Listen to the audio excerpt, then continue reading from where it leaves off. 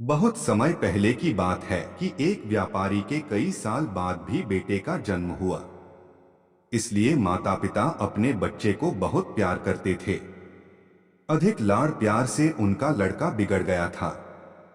जैसे जैसे वह बड़ा होता गया उसका फिजूल खर्ची की आदत भी बढ़ती चली गई। बेटे को सुधारने के लिए माता पिता ने कई कोशिशें की, लेकिन इससे कोई फायदा नहीं हुआ।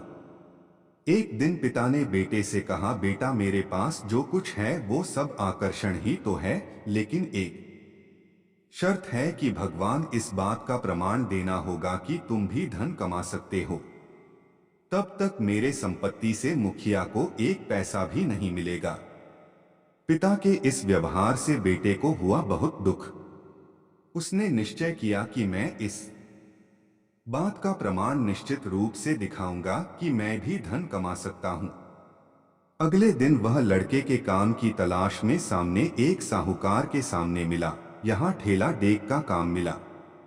अनाज के बोरे ठेले में लादने और एक निश्चित स्थान पर जाकर उन्हें अपना काम देने के लिए कहते थे।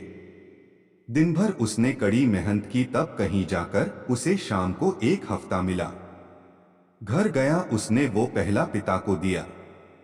घर के मामले में एक कुआं था।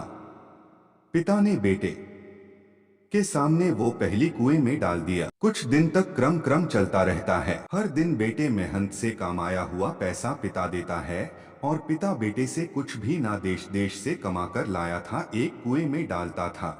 एक दिन बेटा क्रोधित हो गया और बोला, पकड़ा, मेहनत से कमाई हुई मेरी कमाई आप कुएं में इस तरह क्यों डाल देते हैं। पिता ने उसे समझाए, मैं बेटों की तुम दिन भर बहुत मेहनत करो, तुम्हारे परिश्रम की कमाई को जब मैं कुएं में फेंकता हूँ तब मन उदास हो जाता है, यह भी मैं देखता हूँ। अब तुम भी समझ गए होगे, जब तुम मेरे कमाए पैसे धन को लगातार बर्बाद कर रहे थे तब मेरी क्या हालत होगी। बेटे को अपनी गलती का एहसास हुआ। उसने मन ही मन निश्चय किया कि अब मैं कभी भी धन को पूरा नहीं करूंगा।